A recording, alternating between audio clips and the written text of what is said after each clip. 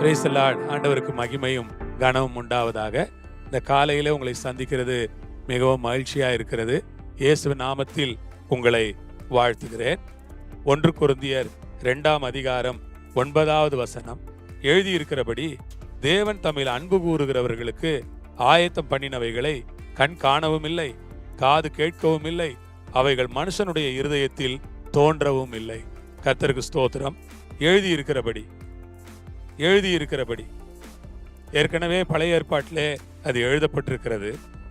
தேவன் தம்மில் அன்பு கூறுகிறவர்களுக்கு, தேவன் தம்மிடத்திலே அன்பு கூறுகிறவர்களுக்கு ஆயத்தம் பண்ணினவைகளை, கர்த்தருக்கு ஸ்தோத்திரம், அன்பு கூறுகிறவர்களுக்கு ஆயத்தம் பண்ணினவைகளை.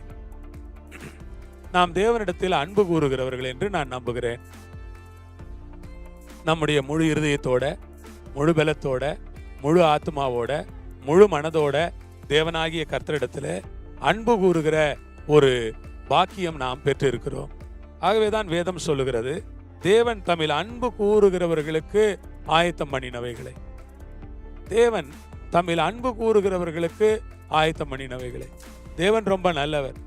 தம்மிடத்தில் அன்பு கூறுகிறவர்களுக்கு அவர் ஆயத்தம் பண்ணின காரியங்களுக்காக இந்த நேரத்தில் நான் அவரை ஸ்தோத்திரிக்கிறேன்.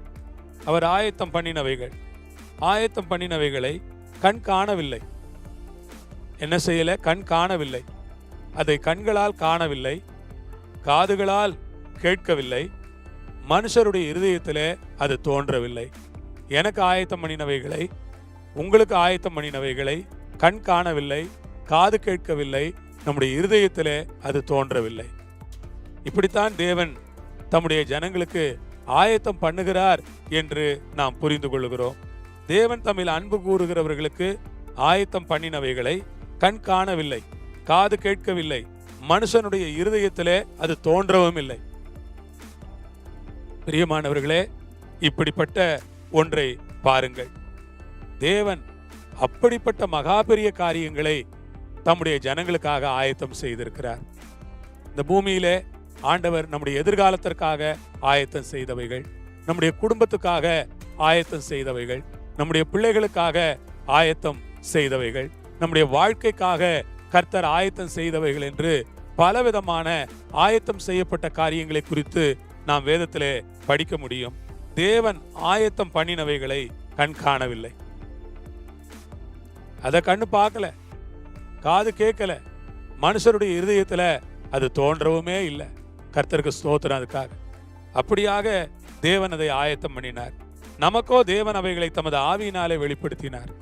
அப்படி ஆயத்தம் பண்ணி தேவன் நமக்கு அதை ஆவியினாலே வெளிப்படுத்துகிற தேவனாக இருக்கிறார். பிரியமான கர்த்தருடையவர்களே, நமக்கு ஆயத்தம் பண்ணினவைகளை தேவன் ஆவியினாலே வெளிப்படுத்துகிற தேவனாக இருக்கிறபடியினால் அவரை நான் ஸ்தோத்திரிக்கிறேன். கர்த்தர் தாமே உங்களை ஆசீர்வதிப்பாராக. தேவன் உங்களுக்கு என்னெல்லாம் ஆயத்தம் செய்திருக்கிறாரோ அதையெல்லாம் தேவன் உங்களுக்கு தரும்படியாக நீங்கள் ஆயத்தமாகுங்கள். அதையெல்லாம் பெற்றுக்கொள்ளும்படியாக நீங்கள் ஆயத்தமாகுங்கள். ஆண்டவர் ஆயத்தம் பண்ணினவைகளை சுதந்திரிக்கும்படியாக நீங்கள் ஆயத்தமாகுங்கள். தேவன் நிச்சயமாக உங்களுக்கு ஆயத்தம் பண்ணினவைகளை உங்களுக்கு கொடுத்து தம்முடைய நாமத்தை மகிமைப்படுத்துவார். எந்த சந்தேகமும் இல்லை. ஜெபம் பண்ணலாமா? நல்ல ஆண்டவரே, உமக்கு ஸ்தோத்திரம். எங்களுக்கு ஆயத்தம் பண்ணின காரியங்களுக்காக நாங்கள் நன்றி சொல்லுகிறோம். ஆம் கர்த்தாவே, நீர் எங்களுக்கு ஆயத்தம் பண்ணினவைகளை கண் காணவில்லை, காது கேட்கவில்லை, மனுஷருடைய இருதயத்திலே தோன்றவில்லை. அப்பா, அதற்காக நன்றி, ஸ்தோத்திரம். எல்லாவற்றையும் உடைய பொறுப்புள்ள கரத்திலே கொடுத்து நாங்கள் ஜெபம் பண்ணுகிறோம். பெரிய காரியங்களை செய்யும். துதிகன மகிமை எடுத்துக்கொள்ளும். இயேசுவின் நாமத்திலே வேண்டுகிறோம் பரமபிதாவே, ஆமென்.